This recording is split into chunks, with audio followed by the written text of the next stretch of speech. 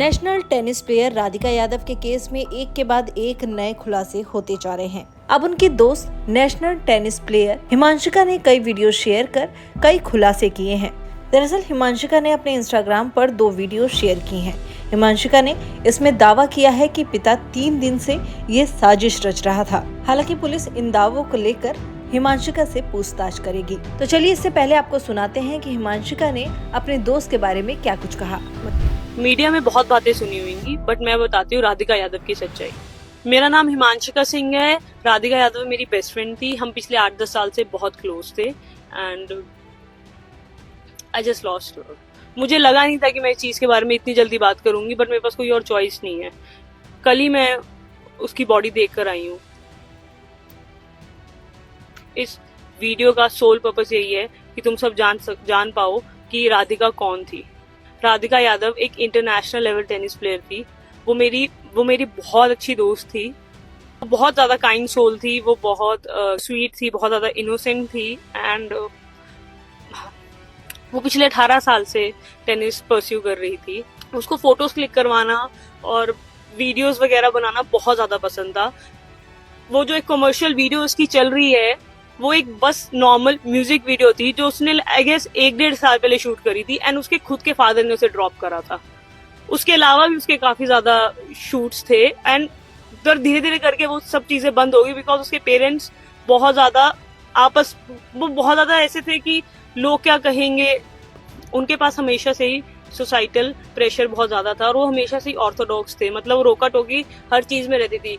मतलब मैं और राधिका, हमने I think we started playing in back 2012 या 13 में। हम साथ में ट्रैवल भी करते थे। हमने आपस में भी बहुत सारे मैचेस खेले हैं। तो मतलब मैंने उसे देखा नहीं है कि किसी से ज्यादा बात करते हुए। हमेशा देखा है कि वो अपने पेरेंट्स के साथ ही रहती है एंड लव जिहाद के बारे में बात हो रही है। आपके पास किसी के पास कुछ प्रूफ क्यों नहीं है? लव जिहाद, वो किसी से बात भी नहीं करती थी। उसके घर पे इतनी ज्यादा रिस्ट्रिक्शंस थी, बट वो बहुत टाइम से ना अपने घर पे सफर कर रही थी। बहुत ज्यादा उसको ना घर पे बहुत ज्यादा घुटन महसूस होती थी, क्योंकि ऐसे कौन ही रहना चाहेगा यार, हर चीज का एक्सप्लेन करते रहना कि क्यों कर रहे हैं, क्या कर रहे हैं, किससे बात कर रहे हो। आई रिमेम्बर वीडियो कॉल्स पे भी उसको दिखाना पड़ता था कि अभी देखो हिमांशिका से मेरी बात हो रही है। मैं उसके घर पे भी विजिट करती थी तो उसकी एकेडमी उसके घर से हार्डली 50 मीटर्स दूर थी, बट फिर भी उसको घर पे आने का एक टाइम था कि इससे लेट नहीं हो सकते हैं। 50 मीटर इतना है कि आप घर से उसकी एकेडमी देख सकते हो, जहाँ पे उसने कोचिंग स्टार्ट करी थी। एज अ कोच वो बहुत अच्छी थी। उसके सारे स्टूडेंट्स को वो पसंद थी। मैं कल उसके घर गई हूँ तो मुझे पता चला है कि एक्चुअली उसका मर्डर पिछले 3 दिनों से प्लान हो रहा था। On 10th of July I was working out and मेरे को एक कॉल आती है मेरी फ्रेंड की। मैंने उठाई नहीं एंड फिर मैं देखती हूँ एक आर्टिकल होता है कि Radhika Yadav shot dead by her own father. And सबसे पहले मैं राधिका को कॉल करती हूँ और उसको बोलना चाहती हूँ कि थैंक गॉड कि ये तू नहीं है, थैंक गॉड कि ये तू नहीं है। एंड वो मेरा कॉल नहीं पिक करती है। फिर मैं आर्टिकल को फिर दोबारा देखती हूँ और मुझे वो घर देखता है और बस मुझे ऐसा लगता है कि it's the end of the world. मतलब मेरे पैरों के नीचे से जमीन चली जाती है।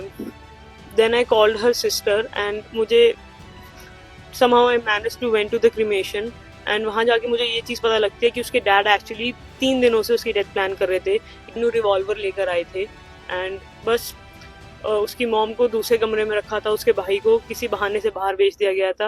राधिका के पास एक डॉग है लूना एंड वो पिटबुल है, तो मतलब she would have also saved her, but उसको भी घर से थोड़ा बाहर रखा गया था and he waited for the right moment और पीछे से मार दिया। मतलब 5 गोलियां कौन सा बाप मारता है, मुझे तो ये समझ में नहीं आ रहा। इतना उसने क्या ही करा था। अपेरेंटली उसके डैड उनके फ्रेंड्स के इन्फ्लुएंस में आके, क्योंकि उनके जो फ्रेंड्स थे वो बहुत ज्यादा जेलस हो गए थे राधिका की सक्सेस से।